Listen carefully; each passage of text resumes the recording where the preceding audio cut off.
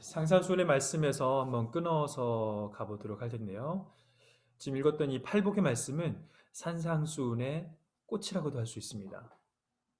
그리고 지금까지 살펴봤던 성전 청결 사건, 그 다음에 예배에 대한 가르침, 안식일에 대한 재해석, 이 모든 것들의 결론이라고 말할 수도 있어요.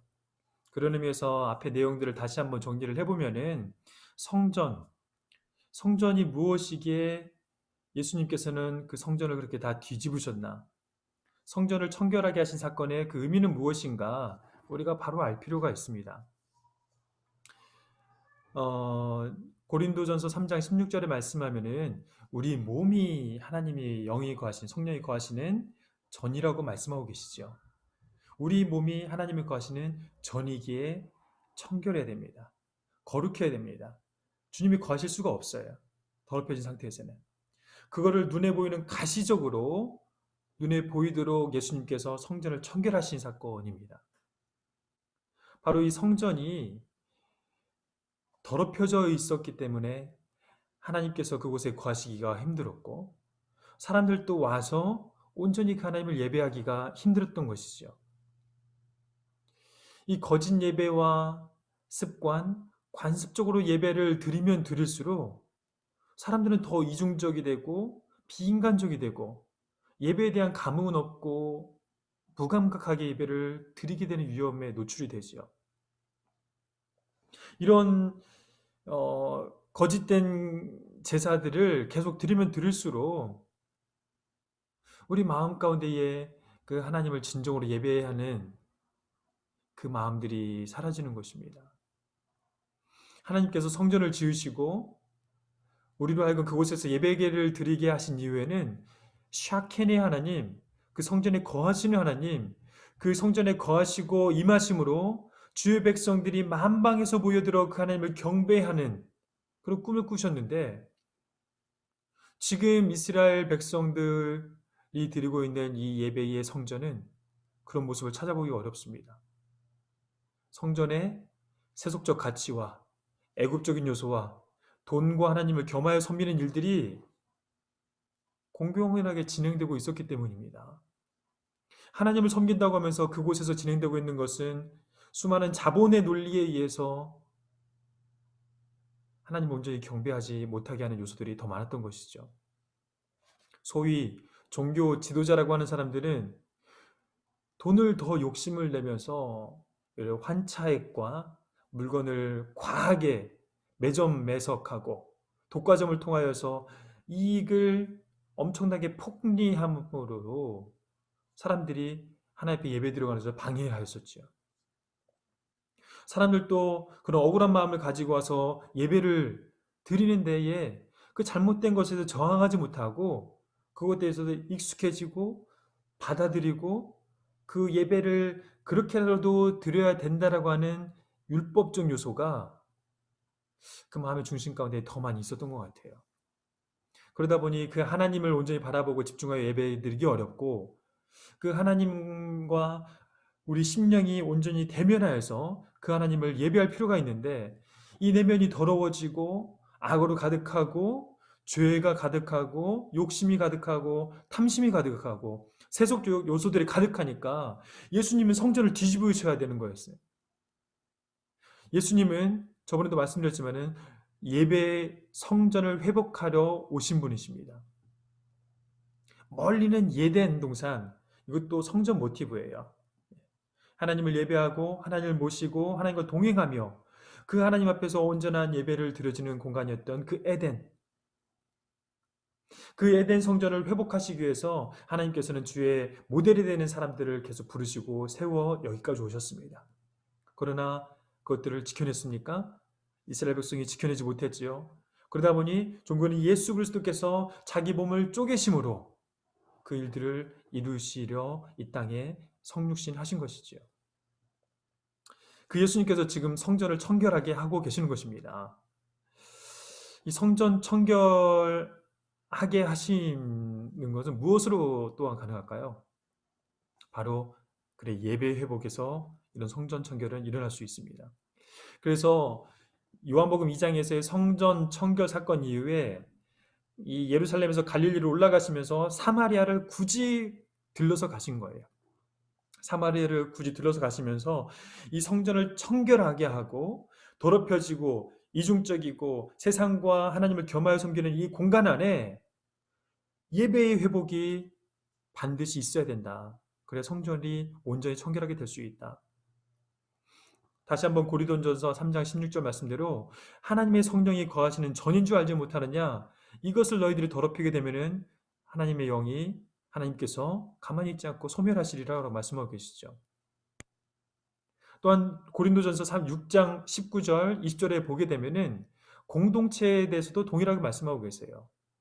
주를 그리스도로 고백하는 사람들의 믿음의 공동체 또한 성전인데 이 성전 안에서도 하나님께서 핏값으로 사신 즉 예수 그리스도의 그 핏값으로 사신 주의 몸된 이 교회가 즉 이 믿음의 고백을 가지고 있는 공동체가 그 거룩성을 지켜가지 못하게 될 때에 그 성전이 회파되어질 때에 하나님께서 청결하게 하신다는 것이죠.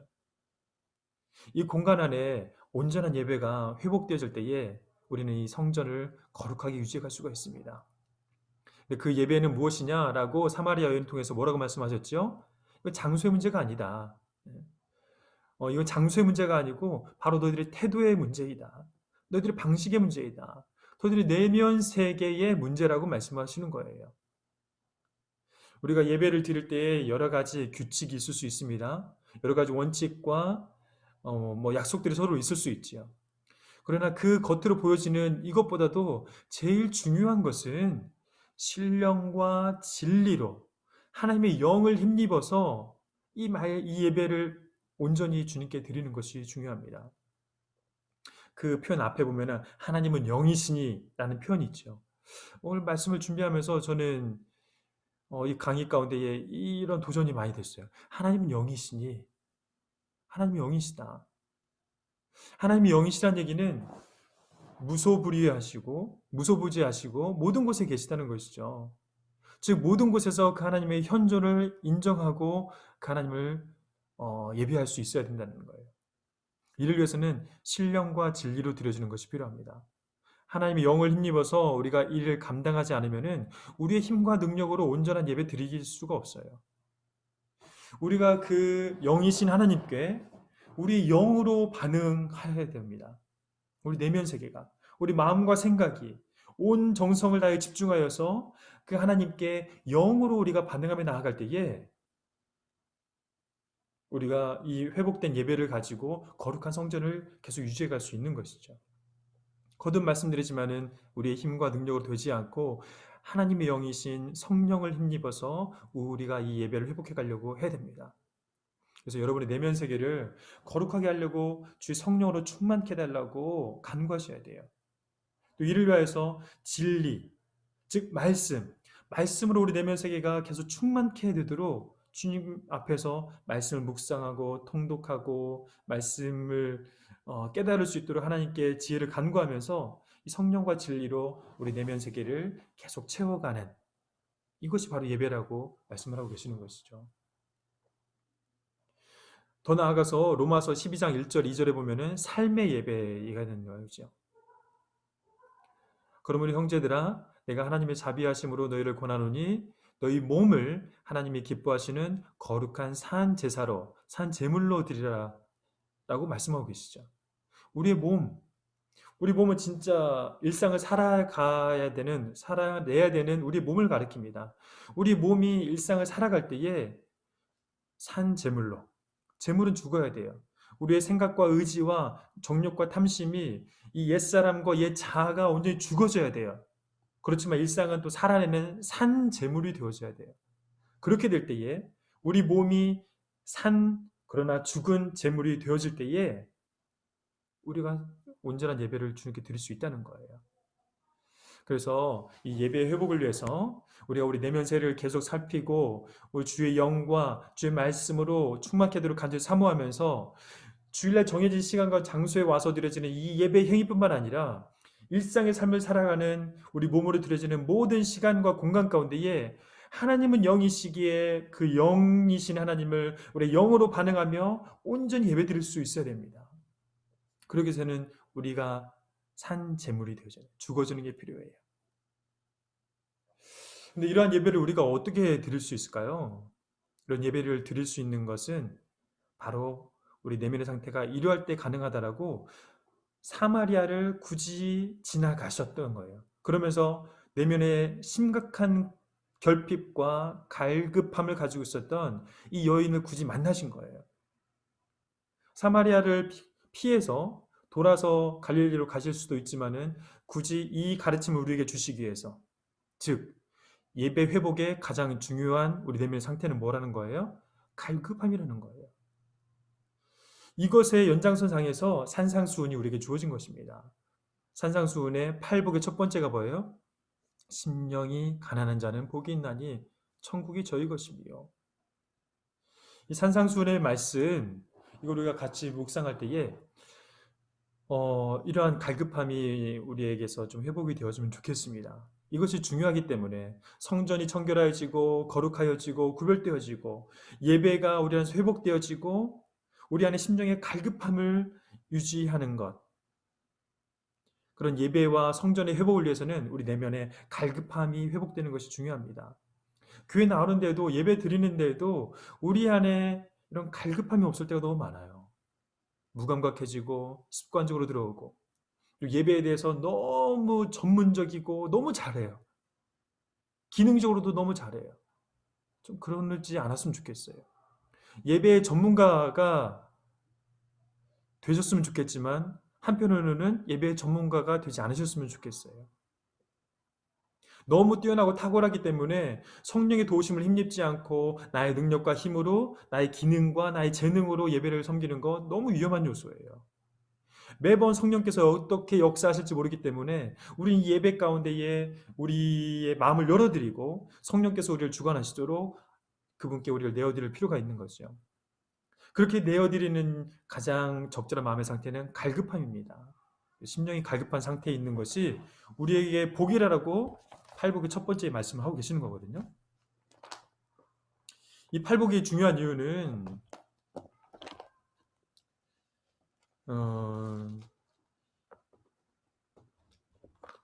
구약 시대에 이스라엘 백성이 십계명을 잘 지켰나요? 구약 시대의 율법을 이스라엘 백성이 잘 지켰나요? 저는 크게 이게 두 개의 시기로 구분해서 보면은 좀 유익하다는 생각이 드는데, 제2성전기 포로로 바벨론의 포로로 잡혀갔다가 돌아온 그 시기, 즉 학사 에스라의 2차 포로 귀환 시기에 수르바벨 성전 안에 예배 컨텐츠가 없어서 학사 에스라를 통해서 역대기가 기록이 되어지고 이를 통하여서 이스라엘 백성의 정체성이 다시 한번 내적으로 확고하게 다시 세워지고 정체성과 더불어서 그들에게 예배 문화를 회복시켰던 이 학사 에스라의 시기가 이 신약의 시기까지 계속 연결이 되어지는 게 하나 있고요. 학사 에스라 이전에 그 시기, 그래서 이 기준으로 앞뒤를 좀 나눠보면은 앞에 부분에 북이스라엘과 남유다가 망하였던 이유는 뭐죠? 여호와께서 준행하라고 주신 이 말씀과 율법을 지키지 못했기 때문이죠. 우상을 숭배했기 때문이죠. 세상과 섞어졌기 때문이죠. 그들이 율법을 준행하지 않았어요. 하나님께서 인내하시고 계속 참으셨어요. 길이 참으시고 노하기를 더디하셨어요. 그런데 이 백성이 돌아오지 않았어요. 그때마다 선지자를 보내시고 예언자를 보내시면서 계속 돌아오라 돌아오라, 너희들 이대로 살면 망한다, 너희들 이대로 죽는다 라고 강력하게 경고하셨는데도 이스라엘 백성이 그 하나님의 음성을 무시하고 경히 여겼기 때문에 결국은 망하는 역사를 경험하게 되죠. 이 돌판에 하나님께서 십계명을 친히 새겨주시고 이스라엘 백성에게 지킬 613가지의 조항들, 365개의 금지 조항과 248가지의 당위 조항을 주셔서 너희들 이렇게 해라, 이렇게 하지 마라 라고 율법의 조항과 십계명의 돌판에 새겨진 말씀을 통하여서 이들에게 계속해서 교육하고 말씀을 지킬 것을, 율법을 지킬 것을 계속 권면하였지만은 지켜내지 못했어요. 이 돌판에 새겨진 율법, 이 돌판에 새겨진 율법을 지켜내는 것 실패한 이스라엘 백성. 율법 조항만을 기억하면서 지켜가려고 애를 쓰지만은 그거를 지켜내지 못하고 끝내는 실패한 이 백성에게 하나님께서 돌아오라라고 말씀하시는 거예요. 율법을 지키는 것에 열심을 내어라라고 말씀하고 계시는 거예요. 그것에 대해서 철저히 숙기하면서 다시 이러한 우를 범하지 않기 위해서 돌아오려고 애썼던 게 바로 학사 에스라 이후의 시기의 유대인들이죠.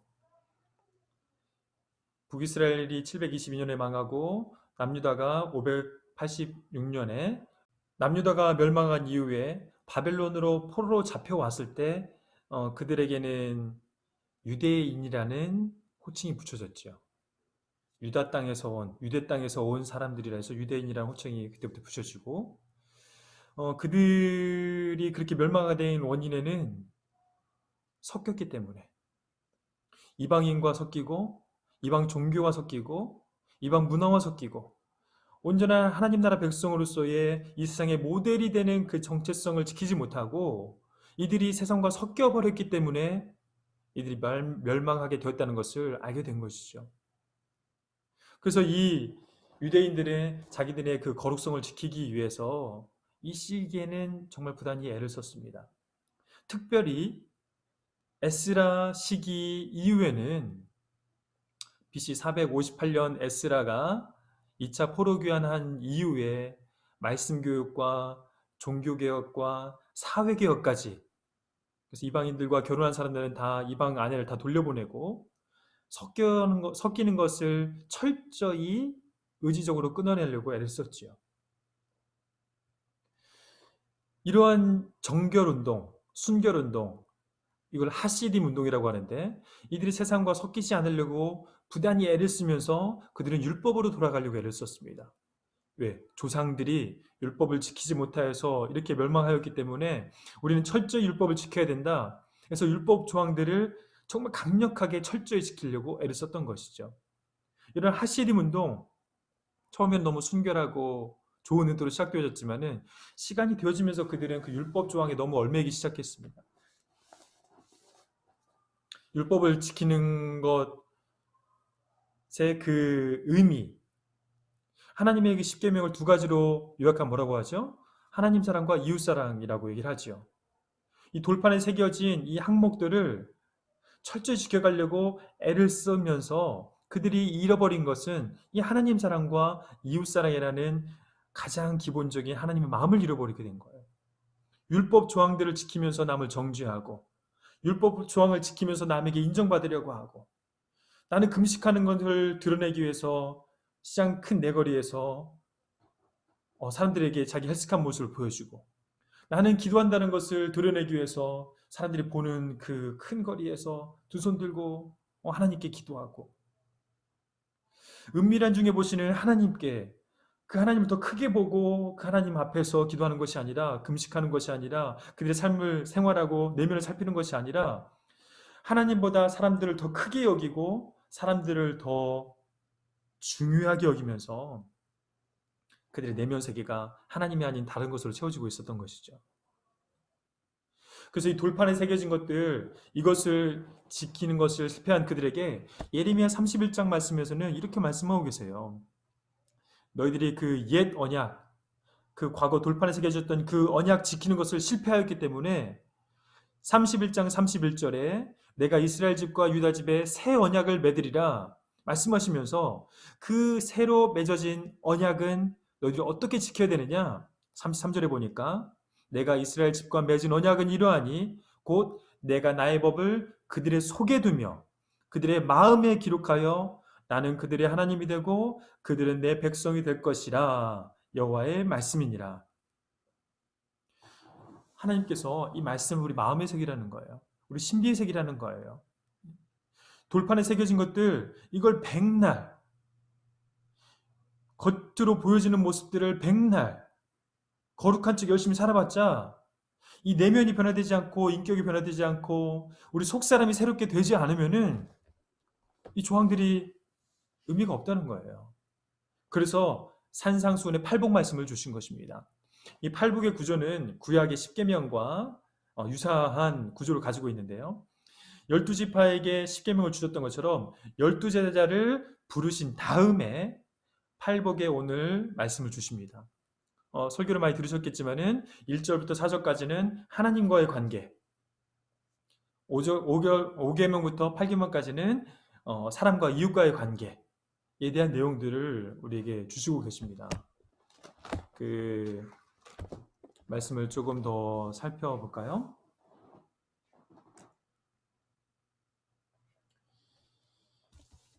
우리 속사람이 새롭게 변화되진다 라고 말씀하시면서 모세가 이스라엘 백성에게 하나님으로 받아 전하였던 그 십계명, 모세보다 더 큰 이이신 예수님께서 그 모세 율법을 재해석하셔서 우리에게 이렇게 주시는 거예요. 5장 3절에 보니까 심령이 가난한 자는 복이 있나니 천국이 그들의 것이며 라고 말씀하고 계세요. 원문에서는 이게 잘 드러나지 않는데 복이 있다, 심령이 가난한 자는 원어는 이렇게 돼 있어요. 복이 있는 상태다. 뭐가? 심령이 가난한 자는. 아까도 성전 청결과 예배 회복을 가르치시기 위해서 굳이 사마리아를 통과해 가시며 사마리아를 통과해서 수가성 여인을 만나신 이유는 수가성 여인의 그 내면의 갈급함을 예수님께서 아셨기 때문에 그 갈급함이 예배와 성전을 거룩하게 회복하는 데에 정말 중요한 상태이기 때문에 말씀하신 거예요. 그것을 들으신 거예요. 그래서 이 팔복의 첫 번째 계명은 심령이 가난한 자는 복이 있다라고 말씀하신 게 아닌가라고 저는 생각합니다. 여러분이 예배를 경험해보셔 아시겠지만은 정말 예배 중에 냉담하고 반응하지 못하는 그런 영혼들이 얼마나 안타까운지 몰라요. 심령이 가난한 사람들은 예배 성전에 들어오는 순간부터 막 하나님의 깊은 임재 가운데 들어갑니다. 예배가 선포되어지고 찬양이 시작되면은 심령이 가난한 자는 천국을 경험하게 돼요. 천국이 뭡니까? 하나님이 다스리시는 나라, 하나님의 통치가 있는 나라. 이 세속적 사회에서, 애굽적 사회에서 정말 나의 힘과 노력으로 살아보지만은 한계를 경험하고 그곳에서 세상이 바라는 그런 성공을 누리지 못하고 계속 짓눌리고 야국 강식의 이런 사회 안에서 계속 짓눌리고 있는 자들, 강자가 이 모든 걸 독식하는 강자 독식의 세상 안에서 철저히 변방으로 밀려날 수밖에 없는 그런 자들, 그런 자들의 이 갈급하고 메마르고 가난한 심령, 그 심령의 상태가 하나님께서 다스리시기에 정말 좋은 상태입니다. 그런데 하나님 없이도 너무 잘 사는 사람들이 많아요. 하나님 없이도 내 힘과 능력으로, 내 재능으로, 내가 가지고 있는 이 부유함과 풍요함으로 이미 너무 잘 살아고 해요. 마치 이 땅에서 그것들을 통하여서 천국의 삶을 누리는 것처럼 하나님 없이 너무 잘 사는 사람들은 바로 이러한 팔복의 첫 번째 심령의 가난함이 없기에 하나님이 다스리는 천국을 경험할 수가 없습니다. 간절히 바라옵기는 여러분 내면에 이러한 심령의 가난함이 있기를 간절히 축복합니다. 여러분이 붙들고 있고 소유하고 있는 것이 무엇이든 상관이 없습니다. 그것보다 내 아버지 하나님을 더 귀하게 여기시고 그분과의 관계가 깨어지면 너무 목마르고 하나님과의 깊은 교제 가운데 나아가지 못하면 내가 죽을 것 같고 그런 목마름, 갈급함을 가질 수 있게 되기를 간절히 축복합니다. 두 번째에 애통하는 자는 복이 있나니, 이 애통하는 자는 어떤 자들이 애통할 수 있을까요? 하나님과의 관계에서의 애통하는 자는 자기가 철저히 무익한 자이고 죄인이며 진토와 같은 자인 것을 경험한 자들이 가슴을 치며 통회하고 애통하게 됩니다. 마치 세리의 기도와 같은 것이죠. 세리는 자기가 죄인이라고 생각하면서 내가 죽을 죄인입니다 하면서 그 거룩하신 아버지 하나님 앞에 어떻게 나갈 수 있을까 통회하며 애통하는 마음으로 주님 앞에 나갔잖아요. 그때의 세리에게 놀라운 위로가 임했던 것을 우리가 말씀을 통해서 보지 않습니까? 하나님 앞에서 나는 괜찮은 그리스도인이야. 뭐 이 정도면 괜찮지. 이 정도 봉사하면 좋지. 이 정도 신앙생활 했으니까 이 정도면 나는 괜찮은 크리스찬이야. 마치 이 바리새인들과 같이 그런 영적인 교만에 있는 사람들이 좀 위험해요. 하나님 앞에서 우리가 얼마나 죽을 죄인인지, 예수 그리스도의 보혈의 피로 의롭게 되어졌지만 여전히 죄인이란 것을 잊지 아니하는 그 마음의 상태가 바로 복된 상태라는 거예요. 그 마음을 가지고 내가 애통해하며 내가 또 죄인의 모습으로 주님 앞에 나왔습니다. 내가 죽을 죄인입니다. 이런 고백들이 우리 안에 좀 회복되어져야 될 시기인 것 같아요. 예전에는 우리가 그런 그 기도들을 많이 했죠. 우리 선배님들 신앙인 세대에서는 뭐 알고 지은 죄 모르고 지은 죄 우리가 죄인입니다 죄인입니다라는 기도를 얼마나 많이 했어요. 그때는 공의의 하나님 앞에서 우리가 너무나 편향되게 하나님을 바라보는 시각이 있다 보니까 사랑의 하나님에 대해서 어느 순간부터 우리가 많이 강조하고 많이 강단에서도 선포되어지고 우리도 그 하나님을 찾고 만나려고 더 긴밀하게 관계를 맺어가려고 애를 쓰죠. 근데 어느 순간부터는 제 생각에는 이게 너무 극단으로 또 기울어져 있는 것 같아요. 사랑의 하나님만 너무 강조하다 보니까 공의 하나님에 대해서는 우리가 두렵고 떨림으로 나가는 자세를 취하지 못하고 있지 않는가. 죄에 대해서 너무 무감각하고 죄를 짓고도 우리가 하나님 앞에서 두려움 없이 예배의 자리에 나가고 두려움 없이 애통하는 마음 없이 가슴을 치는 마음이 없이 우리가 그리스도인으로 너무 괜찮다고 스스로 착각하면서 살고 있는 것은 아닌지 모르겠어요. 여러분 간절히 축복하기는 주님 앞에서 내가 죄인입니다. 죄인입니다. 통회하는 마음으로 애통하는 심정을 가지고 주님 앞에 나올 수 있는 복된 상태가 되시기를 간절히 축복합니다. 온유한 자 나머지 항목들도 다 설명을 드리기에는 너무 항목이 많아서 설교들을 통해서 많이 들으셨으니까 큰 이 두 개의 구분이 있고 이것을 통해서 하나님께서 우리 내면 세계가 변화되기를 원하신다는 것들을 기억하시면 좋겠어요. 율법의 조항들을 철저히 글자 그대로 문자 그대로 지켜가는 것이 중요한 것이 아니라 이런 내면의 상태, 마음의 상태가 너무 중요하다는 것을 잊지 않으셨으면 좋겠습니다. 심령이 가난한 자가 복이 있다는 거예요. 이러한 상태로 하나님께서 새롭게 창조하시도록 우리에게 팔복의 계명을 일종의 십계명처럼 신약시대에 우리에게 주신 거예요. 모세보다 뛰어나신 예수님께서 모세의 계명을 재해석해 주셔서 우리에게 산상수훈 마태복음 5장부터 7장까지를 주신 거예요. 우리가 이어서 말씀을 묵상하겠지만은 뒤에 내용을 보게 되면은 옛사람에게 말한 바, 옛사람에게 말한 바, 이 십계명의 계명들을 예수님께서 다시 한번 재해석해 주고 계시거든요. 단적으로 하나 예를 들면은 살인하지 말라라고 옛사람은 말했지만은 예수님은 나는 너에게 이르노니 형제에게 노하는 자마다 심판을 받게 되고 형제를 대하여 라가 즉 머리가 빈 돌머리라고 하는 거지 라고 하는 자는 공회에 잡혀가게 되고 미련한 놈이라고 하는 자는 지옥불에 들어가게 되리라 라고 마태복음 5장 22절에 말씀하고 계시죠. 그만큼 이 산상수훈을 통해서 예수님께서는 우리에게 더 높은 도덕적 요구를 하고 계세요. 더 높은 수준의 도덕적 어떤 기준을 우리에게 제시하고 계세요.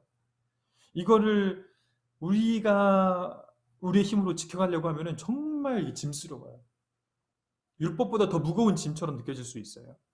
그러나 팔복처럼 팔복의 복을 누리는 사람, 우리 내면이 변화되고 인격이 변화되고 하나님과의 관계와 이웃과의 관계에서 이런 복된 상태로 존재가 책임적 존재로 온전히 존재의 변화를 경험한 사람, 이런 상태의 변화를 경험한 사람은 예수님께서 말씀하고 계시는 이런 율법 조항들 문자로 보면 되게 부담스럽지만 지킬 힘과 능력이 주어진다는 거예요.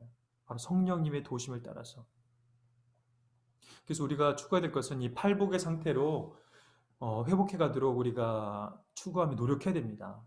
신앙생활을 해갈 때에 정말 이 팔복의 사람으로서 우리 내면 세계가 온전히 변화되어지도록 우리 겉에 보여지는 거중만 할례를 행하는 것이 아니라 우리 내면에 이 더러워지고 굳어지고 돌처럼 단단해져 버리는 우리 내면의 심령을 할례를 행하며 깎아내고 잘라내야 됩니다. 그래서 우리가 새로운 존재로서 거듭날 수 있도록, 그래야 해서 팔복의 상태를 누릴 수 있는 복된 상태가 된 존재로서 우리가 변화되었을 때에 예수님께서 뒤에 말씀하고 계시는 새롭게 재해석해 주시는 높은 수준의 도덕적 가치와 기준들, 또 우리 내면의 변화로 말미암아 실제 인격의 변화와 성숙을 통하여서 이런 삶들을 살아갈 수 있도록 된다는 것이죠. 그렇게 될 때에 우리를 통하여서 하나님께서 태초부터 그렇게 꿈꾸시던 하나님의 모델이 되는 족속, 이 당시에는 12제자를 그렇게 부르신 거고, 그 12제자를 통하여서 팔복의 사람이 되게 함으로 말미암아 이 땅 가운데에 예수 그리스도를 통하여서 선포되어진 복음의 능력, 그것이 실제화되고 하나님의 나라가 구석구석 임하는 역사가 이 땅 가운데 일어났죠. 그것은 이미와 아직 사이를 살아가는 우리에게는 아직 완결된 것은 아닙니다. 우리도 그런 삶을 살아가도록 말씀을 통해서 계속 도전하고 계시는 거예요. 2021년도 21세기에 살아가는 우리를 또 예수님께서 생생하게 도전하고 계시는 거예요. 너희들 내면 상태가 변해야 된다. 너희들 속마음이 새롭게 되어져야 된다. 겉사람 말고 속사람을 부드럽게 해라. 돌처럼 굳어진 마음을 주의 영이 임하게 될 때에 부드럽게 될 것이다 라고 말씀하고 계시면서 우리 내면의 변화를 계속 추구하고 계세요. 정말 예배 드릴 때에 이런 변화까지 나아갈 수 있게 될 간절히 축복합니다.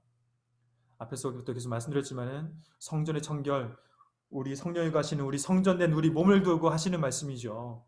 우리가 우리 내면 안에 마음의 두 준을 섬기시면 안 되고 세속적 가치와 자본의 가치에 의해서 판단되어지는 이 모든 것들을 예수님 청결하게 하여 주십시오.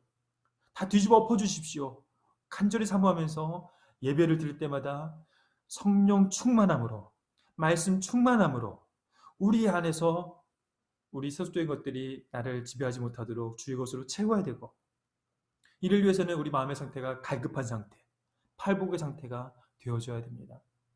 그런 의미에서 우리가 팔복의 산상수훈의 말씀을 주셨는데 이어서 계속 말씀을 들어보도록 하겠습니다. 이어서 마태복음 5장 13절입니다.